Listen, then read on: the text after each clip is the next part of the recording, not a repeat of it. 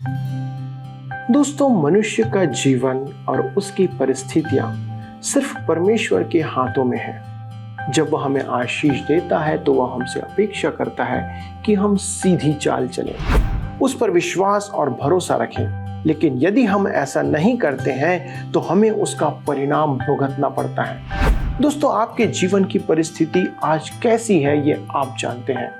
यह अध्ययन इस बात पर केंद्रित है कि हम कैसे परमेश्वर की इच्छा के केंद्र में जीवन जी सकते हैं। यह जानने के लिए कृपया मेरे साथ इस अध्ययन में शामिल हो जाएं और परमेश्वर की आशीषों को प्राप्त करें।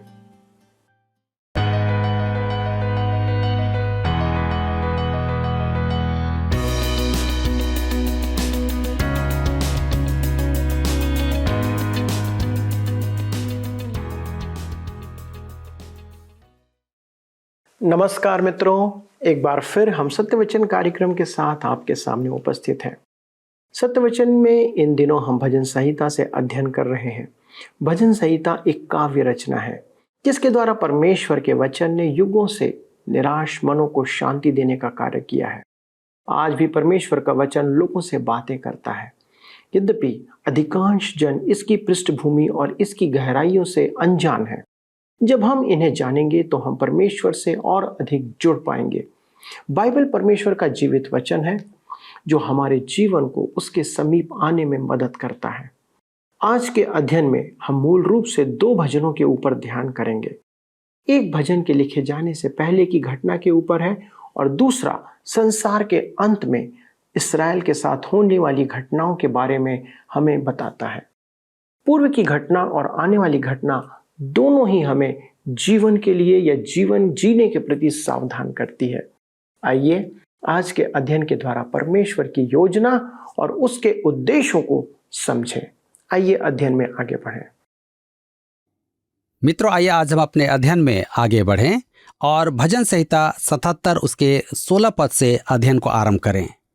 अब यहाँ समुद्र का परिदृश्य आता है। भजन संहिता 77 उसके 16 से 19 में लिखा है, हे परमेश्वर, समुद्र ने तुझे देखा, समुद्र तुझे देखकर डर गया, गहरा सागर भी कांप उठा। मेघों से बड़ी वर्षा हुई, आकाश से शब्द हुआ, फिर तेरे तीर इधर उधर चले, बवंडर में तेरे गरजने का शब्द सुन पड़ा था। जगत बिजली से प्रकाशित हुआ, पृथ्वी कांप और हिल गई।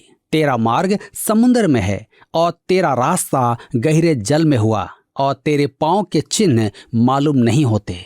यह परमेश्वर द्वारा उसकी प्रजा को लाल सागर पार कराने के संदर्भ में है।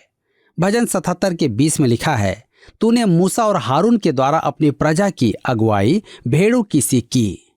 मेरे मित्रों, यह हमारे व्यवहार हेतु है। परमेश्वर आज अपनी प्रजा को नास्तिकवाद, अव्यवस्था और अनैतिकता के प्रलय से बचाने में सक्षम है। वह कैसा महान प्रेम करने वाला चरवाहा है। मित्रों, यहाँ पर भजन 77 समाप्त होता है और अब हम भजन 78 में आते हैं जिसका विषय है मूसा से दाऊद तक इस्राएल का इतिहास। यह भजन आसाफ का मुश्किल भजन है, अर्थात निर्देशन, जिसमें मिस्र से लेकर दाऊद के राज्यकाल तक के इतिहास का संदर्भ है। इस भजन में हम इस्राएल की चूक और परमेश्वर की विश्वास योग्यता को देखेंगे। यह एक अद्भुत भजन है और प्रार्थना सुनने तथा उत्तर देने के लिए परमेश्वर को पुकारता है। सबसे पहले तो यह इस्राएल को परमेश्वर की पुकार है। वह अपने लोगों को परमेश्वर की वाणी सुनने के लिए कहता है। आइए देखें, भजन 78 उसके 1 पद में लिखा है, हे मेरे लोगों, मेरी शिक्षा सुनो, मेरे वचनों की ओर कान लगाओ। यह एक लंबा भजन है और हम इसके केवल मुख्य बिंदुओं को ही देखेंगे, परंतु आप अपनी बाइबल में पूरा भजन पढ़ें, आपको आशीष मिलेगी। यहाँ भजन 78 उसके 9 और 10 पद में लिखा है, प्रेमियों ने तो शस्त्रधारी और धनुर्धारी होने पर भी युद्ध के समय पीठ दिखा दी। उन्होंने परमेश्वर की वाचा पूरी नहीं की और उसकी व्यवस्था पर चलने से इनकार किया। यह उस समय की बात है जब एप्रेम युद्ध में नहीं गया था और परमेश्वर ने उसे ध्यान में रखा। विस्तृत परिदृश्य में देखा जाए तो एप्रेम इस्राएल वरन परमेश्वर के सब लोगों का प्रतीक है। उस समय तो वह इस्राएल था, परंतु आज के परिप्रेक्ष्य में यह कलीसिया है। परमेश्वर की विश्वास योग्यता कभी नहीं बदलती। भजन 78 उसके 17 से 19 में लिखा है, तो भी वे उसके विरुद्ध अधिक पाप करते गए और निर्जल देश में परम प्रधान के विरुद्ध उठते रहे। अपनी चाह के अनुसार भोजन मांगकर मन ही मन परमेश्वर की परीक्षा की। वे परमेश्वर के विरुद्ध बोले और कहने लगे, क्या परमेश्वर जंगल में मेज लगा सकता है? मेरे प्रियो, मैं इसका अर्थ स्पष्ट करने के लिए इसका अनुवाद दूसरे शब्दों में करता हूं। और उन्होंने जंगल में परम प्रधान को क्रोधित करके और अधिक पाप किया, और उन्होंने अपनी लालसा का भोजन मांगकर परमेश्वर की परीक्षा ली। जी हां, उन्होंने परमेश्वर के विरुद्ध आवाज उठाई। उन्होंने कहा, क्या परमेश्वर जंगल में हमें खाने को भोजन देगा? यह एक ऐसे अविश्वास का प्रतीक है जो आज विश्वासियों में पाया जाता है। यह परमेश्वर की प्रजा का नास्तिकवाद है। देखिए परमेश्वर ने क्या कहा भजन 78 के 25 में, मनुष्यों को स्वर्गदूतों की रोटी मिली, उसने उनको मनमाना भोजन दिया। स्वर्गदूतों की रोटी का अधिक अच्छा अनुवाद होगा सर्वशक्तिमान का भोजन। मनुष्यों ने सर्वशक्तिमान का भोजन किया, उसने उन्हें तृप्त किया, उसने उन्हें वह सब दिया जिसकी उन्हें आवश्यकता थी। परंतु इसके उपरांत भी उन्होंने परमेश्वर पर संदेह करके उसकी आलोचना की। इस भजन का अंत दाऊद के नाम से होता है। भजन 78 उसके 70 से 72 पद में लिखा है, फिर उसने अपने दास दाऊद को चुनकर भेड़शालाओं में से ले लिया। वह उसको बच्चे वाली भेड़ों के पीछे पीछे फिरने से ले आया कि वह उसकी प्रजा याकूब की अर्थात उसके निज भाग इस्राएल की चरवाही करे। तब उसने खरे मन से उनकी चरवाही की और अपने हाथ की कुशलता से उनकी अगुवाई की।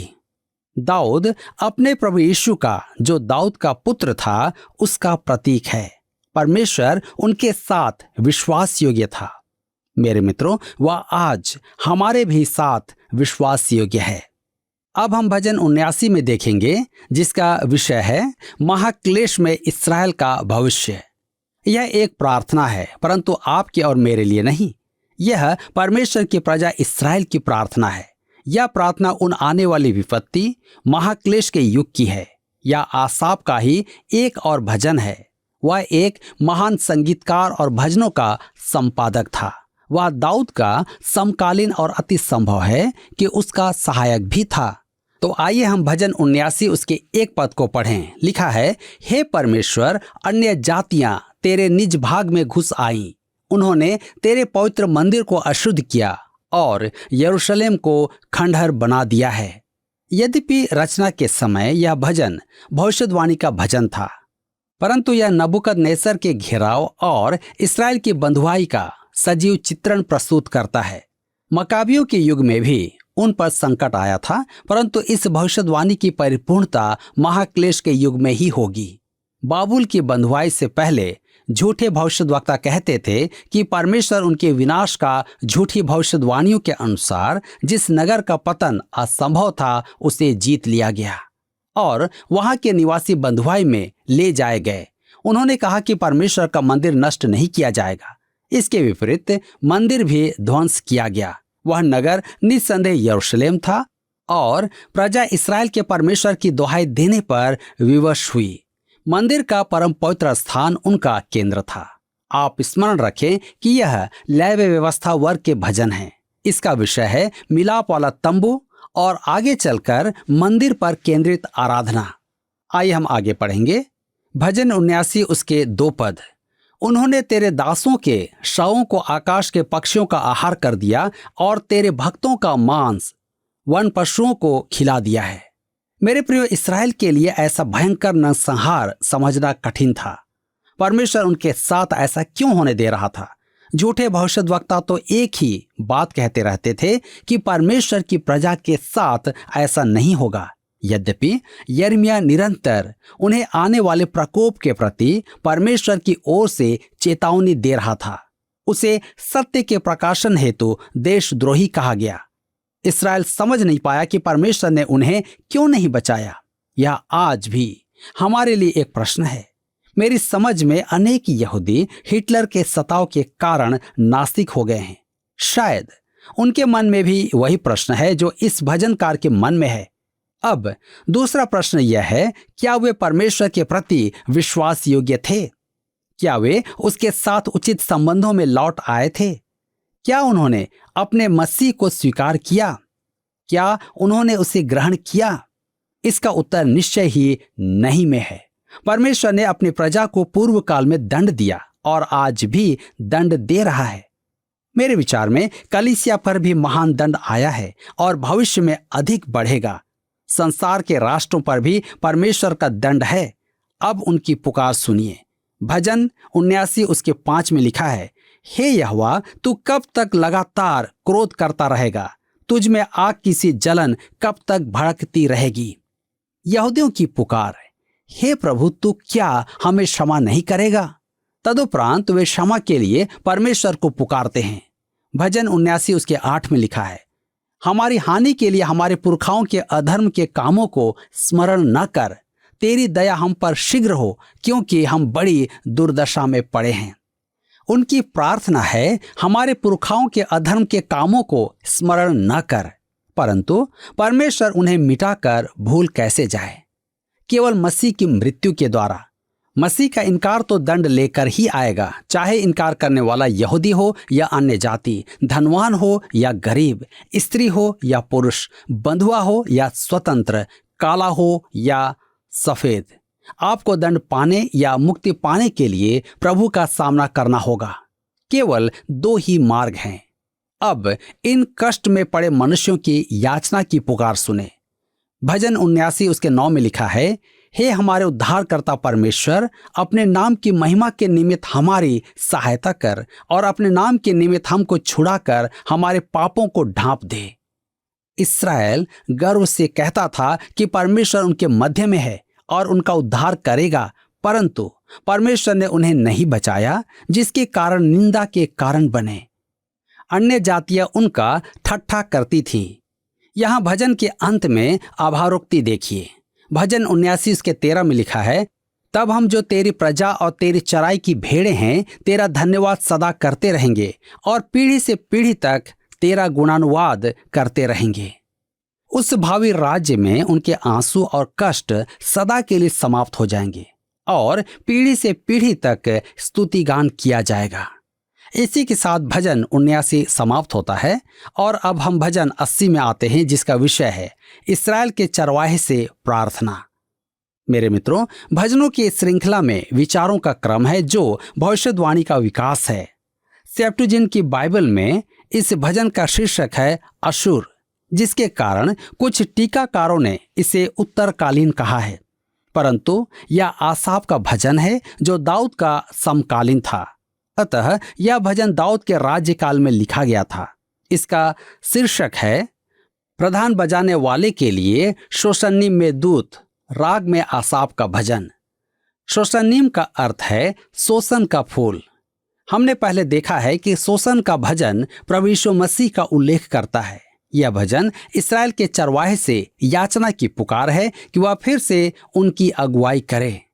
तो आइए हम भजन 80 उसके 1 को पढ़ें। लिखा है, हे इस्राएल के चरवाहे, तू जो यूसुफ की अगुवाई भेड़ों की सी करता है, कान लगा। तू जो गरूबों पर विराजमान है, अपना तेज दिखा। इस्राएल का चरवाहा प्रभु यीशु को छोड़ और कोई नहीं है। हमने पहले भी भेड़ और चरवाहे की उपमाएं देखी हैं। तू जो यूसुफ की अगुवाई भेड़ों की सी करता है, यह उस समय के संबंध में है जब इस्राएल जंगल से होकर प्रतिज्ञा के देश की ओर अस्थायी निवास हेतु बढ़ रहा था। उस समय इस्राएल का चरवाहा यहोवा उनका मार्गदर्शक था। निस्संदेह यहोशू उनकी अगुवाई कर रहा था, लेकिन वह परमेश्वर की अर्थात सेनाओं के प्रधान के दिशा निर्देशन में चल रहा था। भजनकार उस परमेश्वर से याचना करता है जो परमेश्वर इस्राएल से परम पवित्र स्थान में भेंट कर चुका था। अब हम भजन 80 के 2 में देखते हैं, एप्रैम, बिन्यामीन और मनश्शे के सामने अपना पराक्रम दिखाकर हमारा उद्धार करने को आ। यहाँ एप्रैम, बिन्यामीन और मनश्शे का उल्लेख क्यों किया गया है? मेरे विचार में इसका उत्तर गिनती की पुस्तक 2 अध्याय उसके 17 से 24 में पाया जाता है। इस अंश को पढ़कर आपको ज्ञात होगा कि ये 3 गोत्र वाचा के संदूक के पीछे पीछे चलते थे। इस्राएल को जंगल से लेकर चलने वाला वास्तव में वाचा का संदूक ही था। जैसे परमेश्वर ने उस समय उनकी अगुवाई की, वैसी ही अगुवाई की यह एक और पुकार है। भजन 80 के 3 में लिखा है, हे परमेश्वर, हमको ज्यों का त्यों कर दे और अपने मुख का प्रकाश चमका, तब हमारा उद्धार हो जाएगा। यह टेक गीत के अंत में आने वाला शब्द इस भजन में 3 बार है, पद 3, 7 और 19 में। यह एक प्रकार का गीत है। तब हम भजन 80 के 4 में पढ़ते हैं, हे सेनाओं के परमेश्वर यहोवा, तू कब तक अपनी प्रजा की प्रार्थना पर क्रोधित रहेगा। मेरे मित्रों, यह एक शोक गीत है, एक संक्षिप्त विलाप। यह भजन का दुखद भाग है। पद 4 से 6 भजनकार को ऐसा लगता है कि परमेश्वर क्रोधित है क्योंकि वह अपनी प्रजा की प्रार्थना का उत्तर नहीं दे रहा है। आगे लिखा है भजन 80 के 5 में, तूने आंसुओं को उनका आहार बना दिया और मटके भर भर के उन्हें आंसू पिलाए हैं। परमेश्वर के वचन का यह एक अत्यधिक विशिष्ट पद है। परमेश्वर ने अपनी प्रजा को पीने के लिए आंसू दिए थे। भोजन हेतु भी उसने आंसू ही दिए थे। ये कष्ट के आंसू थे। इस्राएलियों के तुल्य अन्य किसी जाति ने इतना कष्ट नहीं उठाया है, परंतु वे उससे उभर आए। इस्राएल के तुल्य यदि किसी और जाति ने इतना कष्ट उठाया होता तो वह मिट गई होती। इस्राएल सदियों से आंसू पी रहा है। क्यों? क्योंकि इस्राएल ने अपने चरवाहे को स्वीकार नहीं किया। प्रभु यीशु जब इस पृथ्वी पर था तब उसने यरूशलेम के लिए आंसू बहाकर प्रार्थना की थी, जिसे हम लूका रचित सुसमाचार 19 अध्याय उसके 41 से 44 पद में पाते हैं। जब वह निकट आया तो नगर को देखकर उस पर रोया और कहा, क्या ही भला होता कि तू ही इसी दिन में कुशल की बातें जानता, परंतु अब वे तेरी आंखों से छिप गई हैं, क्योंकि वे दिन तुझ पर आएंगे कि तेरे बैरी मोर्चा बांधकर तुझे घेर लेंगे और चारों ओर से तुझे दबाएंगे और तुझे और तेरे बालकों को जो तुझ में है मिट्टी में मिलाएंगे और तुझ में पत्थर पर पत्थर भी न छोड़ेंगे, क्योंकि तूने वह अवसर जब तुझ पर कृपा दृष्टि की गई ना पहचाना। यह एक अद्भुत अंश है और इस्राएल के आंसुओं का कारण समझाता है। जब यीशु क्रूस उठाकर जा रहा था तब उसने पलटकर रोने वाली स्त्रियों से कहा, लूका 23 के 28 पद में यीशु ने उनकी ओर फिर कर कहा, हे यरूशलेम की पुत्रियों, मेरे लिए मत रो, परंतु अपने और अपने बालकों के लिए रो। तब हम भजन 80 उसके 7 में आगे पढ़ते हैं, हे सेनाओं के परमेश्वर, हमको ज्यों का त्यों कर दे और अपने मुख का प्रकाश हम पर चमका, तब हमारा उद्धार हो जाएगा। अपने मुख का प्रकाश अर्थात इस्राएल के मसीह का चेहरा, प्रभु यीशु का मुखमंडल। यहाँ एक और असाधारण पद है। भजन 80 के 8 में लिखा है, तू मिस्र से एक दाखलता ले आया और अन्य जातियों को निकाल कर उसे लगा दिया। परमेश्वर ने इस्राएल जाति को मिस्र की बंधुआई से निकाला और प्रतिज्ञा के देश से अन्य जातियों को हटाकर उन्हें वहां स्थापित किया। अपनी दाखलता इस्राएल को वहां रोपित किया। इस्राएल ने परमेश्वर की आराधना के लिए वहां एक मंदिर बनवाया, परंतु एक दिन उनसे कहा गया कि उनका यह मंदिर नष्ट किया जाएगा और उन्हें विदेशों में विस्थापित किया जाएगा। क्यों? कारण वही था जिसके लिए परमेश्वर ने अन्य जातियों को वहां से निकाला था, परमेश्वर का त्याग। इस्राएल अन्य जातियों की अपेक्षा अधिक लेखादायी था, क्योंकि परमेश्वर ने अन्य जातियों को वह सौभाग्य प्रदान नहीं किया था और उनका सौभाग्य था कि उन्होंने परमेश्वर की प्रगट उपस्थिति का दर्शन पाया था। भजन 80 के 9 में आगे लिखा है, तूने उसके लिए स्थान तैयार किया है और उसने जड़ पकड़ी और फैलकर देश को भर दिया। मेरे मित्रों, यह पद इस्राएल के विषय में है, जिसे अर्थात एक दाखलता को परमेश्वर ने मिस्र से निकालकर प्रतिज्ञा के देश में रोपित किया था। भजन 80 उसके 10 और 11 पद में लिखा है, उसकी छाया पहाड़ों पर फैल गई और उसकी डालियां ईश्वर के देवदारों के समान हुई। उसकी शाखाएं समुद्र तक बढ़ गई और उसके अंकुर महानद तक फैल गए। अब प्रश्न यह उठता है भजन 80 के 12 में, फिर तूने उसके बाड़ों को क्यों गिरा दिया कि सब बटोही उसके फलों को तोड़ते हैं। अपनी दाखलता को रोपित करने के बाद वर्षों बाद परमेश्वर ने उसके चारों ओर बाड़ा बांधा। इस्राएल वहां लगभग 600 वर्ष रहा, परंतु परमेश्वर ने किसी भी बड़े राष्ट्र को उन पर हाथ नहीं डालने दिया कि उनको नष्ट करे। सीरिया और हित्ती जातियों के लिए भी यही बात थी, परंतु एक दिन परमेश्वर ने बाड़ा हटा दिया कि इस्राएल के बैरी वहां प्रवेश करें। क्यों? आइए पढ़ें भजन 80 के 17 में। तेरे दाहिने हाथ के संभाले हुए पुरुष पर तेरा हाथ रखा रहे, उस आदमी पर जिसे तूने अपने लिए दृढ़ किया है। परमेश्वर के हाथ में सामर्थ्य है। परमेश्वर के सीधे हाथ पर कौन है? इस्राएल का मसीहा वहां है। भजन संहिता 110 के 1 में दाऊद कहता है, मेरे प्रभु से यहोवा की वाणी यह है कि तू मेरे दाहिने हाथ बैठ, जब तक मैं तेरे शत्रुओं को तेरे चरणों की चौकी न कर दूं। मत्ती 22 उसके 44 में हम देखते हैं कि प्रभु ने मेरे प्रभु से कहा, मेरे दाहिने बैठ, जब तक कि मैं तेरे बैरियों को तेरे पांव के नीचे न कर दूं। प्रभु यीशु ने इस पद को अपने लिए प्रयोग किया था, क्योंकि उसके विरोधी उससे मसीह होने का चिन्ह मांग रहे थे। उत्पत्ति 35 में राहेल ने बेतलेहम के मार्ग पर बिन्यामीन को जन्म दिया और उसका नाम बेनोनी रखा, जिसका अर्थ है मेरे कष्ट का पुत्र। परंतु उस शिशु को देखकर याकूब को अपनी प्रिय पत्नी राहेल की आंखें स्मरण आई, तो उसने कहा, हम इसे बेनोनी नहीं बिन्यामीन कहेंगे, क्योंकि वह मेरे दाहिने हाथ का पुत्र है।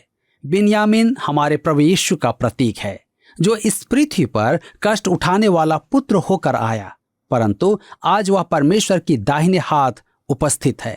उसके लिए पिता ने कहा, तू मेरे दाहिने हाथ बैठ, जब तक कि मैं तेरे शत्रुओं को तेरे चरणों की चौकी न बना दूं। और एक दिन वह इस स्थान से पृथ्वी पर फिर आएगा।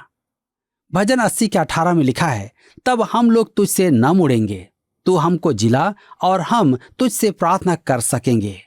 मेरे प्रियो, इसे यूं कहना अधिक उत्तम होगा, अतः हम तुमसे दूर न होंगे, हम में जान डाल और हम तुझे पुकारेंगे।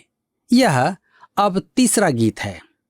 भजन 80 उसके 19 में, हे सेनाओं के परमेश्वर यहोवा, हमको ज्यों का त्यों कर दे और अपने मुख का प्रकाश हम पर चमका, तब हमारा उद्धार हो जाएगा। दूसरे शब्दों में, हे सेनाओं के यहोवा, हमारा पुनरुद्धार कर और अपने मुख का प्रकाश हम पर चमका। यह एक अति अद्भुत अनुपम भजन है। आइए हम भजन 81 में आए, जिसका विषय है मुक्ति का गीत। अनेक अन्य भजनों के समान यह भजन भी अपने पूर्वगामी भजनों से जुड़ा है।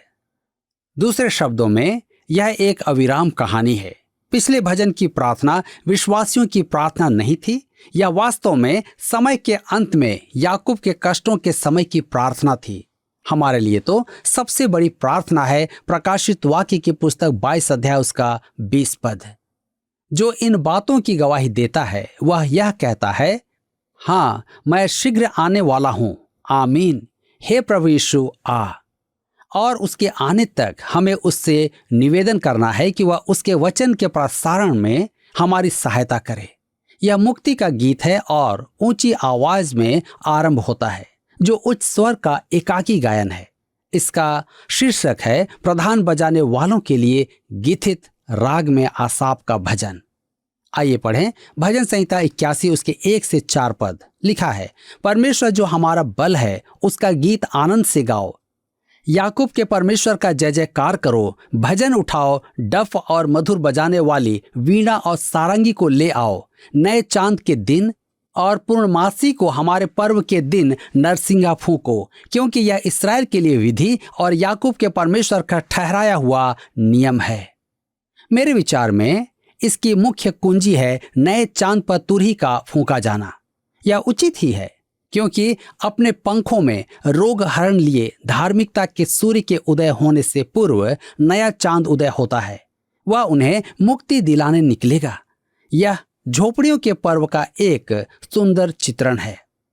वर्ष के आरंभ में इस्राएल के 4 पर्व आते थे: फसह का पर्व, पिंतेकुस्त का पर्व, पहले फल का पर्व और झोपड़ियों का पर्व। यह भजन झोपड़ियों के पर्व का सा प्रतीत होता है। झोपड़ियों के पर्व को तुरहियों का पर्व भी कहा जाता था, क्योंकि यह इस्राएल के लिए विधि और याकूब के परमेश्वर का ठहराया हुआ नियम है। यह एक महान दिन होता था और इसकी पूर्ति अभी तक एक भावी घटना है। भजन 81 उसके 8 और 9 में लिखा है, हे मेरी प्रजा सुन, मैं तुझे चिता देता हूँ। हे इस्राएल, भला हो कि तू मेरी सुने। तेरे बीच में पराया ईश्वर न हो और न तू किसी पराये देवता को दंडवत करना। मेरे मित्रों, इस पद में परमेश्वर उन्हें पूर्व काल का स्मरण कराता है। अब हम सब के लिए भी यही है कि क्या आज हम सचमुच में जीवित परमेश्वर की आराधना करते हैं? हमें इस पर अवश्य ही विचार करने की आवश्यकता है। मित्रों, हमने देखा कि परमेश्वर ने इस्राएल देश को मिस्र की गुलामी से आजाद किया, वहां से बाहर निकाला। परमेश्वर ने अन्य जातियों को पलिश्तियों के देश से निकाल दिया और वहां अपनी दाखलता अर्थात इस्राएल को स्थापित किया, लगाया। इस्राएल ने एक मंदिर बनाया जिसमें परमेश्वर की आराधना की जाती थी।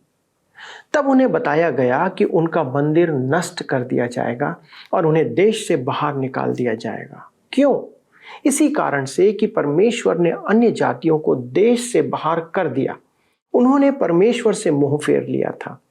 इस्राएल का उत्तरदायित्व अन्य जातियों के राष्ट्रों से अधिक था, क्योंकि परमेश्वर ने उन्हें वह विशेषाधिकार प्रदान किया था जो किसी अन्य राष्ट्र के पास नहीं था या परमेश्वर ने उन्हें प्रदान नहीं किया था, जो कि परमेश्वर की दृश्य उपस्थिति थी इस्राएलियों के मध्य।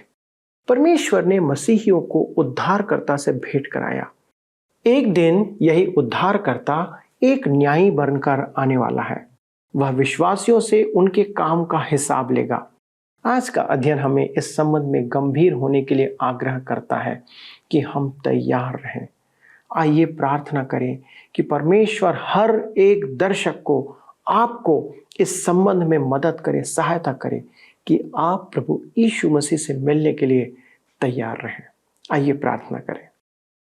स्वर्गीय पिता, हम धन्यवाद देते हैं उस धन्य आशा के लिए जो हमारे हृदय को प्रति विचार के साथ प्रतिदिन आनंदित करती है कि एक दिन हम अपने उद्धारकर्ता मसीह यीशु के सामने होंगे और वो हमारे सारे आंसुओं को पोंछ डालेगा।